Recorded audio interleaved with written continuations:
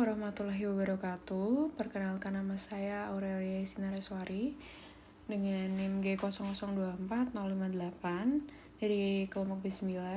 Pada kesempatan kali ini saya akan presentasikan terkait dengan Inhal 1.3. Jadi seorang pasien datang ke dokter dengan keluhan nyeri perut yang berulang dan berpindah-pindah. Setelah dilakukan anamnesis dan pemeriksaan fisik, diketahui bahwa nyeri pertama kali dirasakan di daerah epigastrium, lalu menjalar ke daerah umbilikus, dan terakhir terasa di daerah suprapubik. Nah, dokter menduga bahwa pasien mengalami masalah pada saluran pencernaan yang melibatkan organ-organ dari foregut, midgut, dan juga hindgut. Untuk pertanyaan yang pertama, yaitu sebutkan pembagian organ-organ yang termasuk dalam foregut, midgut, dan juga hindgut. Jadi, untuk foregut itu sendiri dibagi menjadi bagian sini, midgut bagian sini, hindgut bagian sini. Untuk yang pertama ada foregut. Jadi kalau foregut itu ada esophagus pars abdominalis, ada gaster, duodenum pars superior hingga papilla duodeni mayor, hepar, pankreas, vesica velea, dan juga delien. Kalau untuk bagian midgut itu ada duodenum pars descendens et inferior et ascendens, ada jejunum et ileum, ada caecum et appendix, ada colon ascendens, ada 2/3 colon transversum. Lalu untuk bagian organ hindgutnya itu ada 1/3 colon transversum, ada colon descendens, colon sigmoideum, dan juga ada rectum. Lalu yang kedua, jelaskan pembagian suplai vaskular utama dari masing-masing bagian tersebut.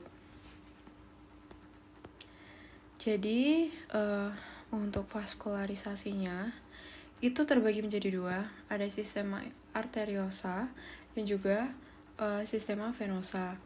Kalau sistema venosa dari foregut, midgut, dan juga hindgut itu ada vena mesenterica superior, ada vena porta hepatis, ada vena mesenterica inferior, vena lienalis, dan juga vena porta hepatis.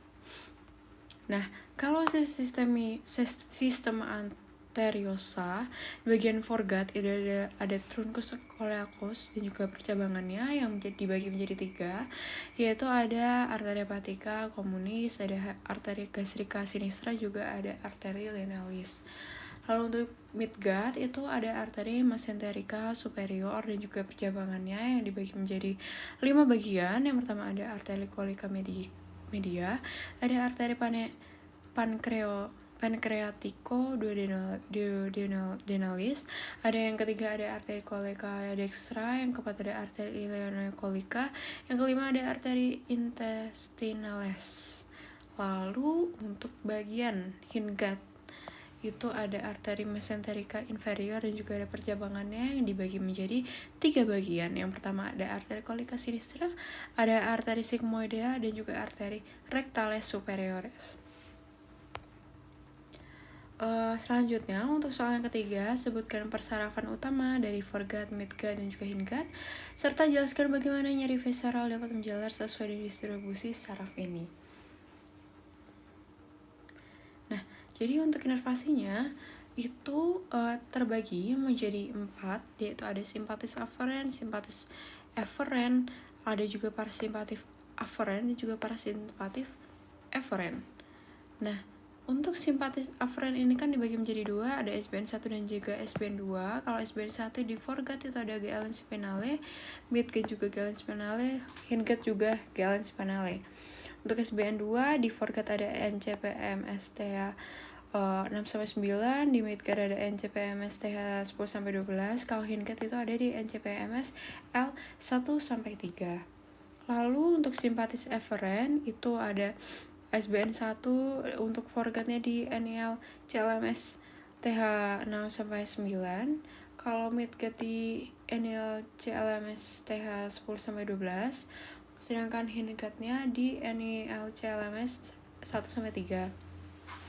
Lalu untuk preganglionnya di foregutnya ada nervus panicus mayor, di midgut ada nervus panicus minor, hindgutnya ada di nervus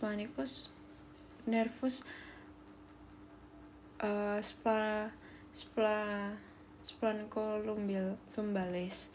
Lalu untuk SBN 2-nya, foregut-nya ada di KLN Coel Kaum, midgut-nya ada di KLN Mesenterica Superior, hindgut-nya ada di KLN Mesenterica Inferior. Lalu untuk parasintetis afferent, untuk foregut-nya dan juga midgut itu ada di nervus vagus, kalau hindgut-nya ada di nervus splanchnici pelvici. Lalu untuk SBN 1-nya, foregut dan midgut ada di KLN nodosum, hindgut-nya ada di KLN spinale. Kalau SBN 2 itu ada foregut midgut-nya ada di nucleus dorsalis N10, hindgut-nya ada di NCPMS 2-4. Lalu untuk bagian parasimpatif efferent, foregut dan midgut itu ada di N vagus, hindgut itu ada di N splanchnici pelvici. SBN 1-nya di foregut dan midgut itu ada di nucleus dorsalis N10, kalau hindgut-nya ada di NIL CLMSS 2-4. Kalau preganglionnya, foregut dan midgut ada di N10, hindgut-nya ada di NNRI yang tes.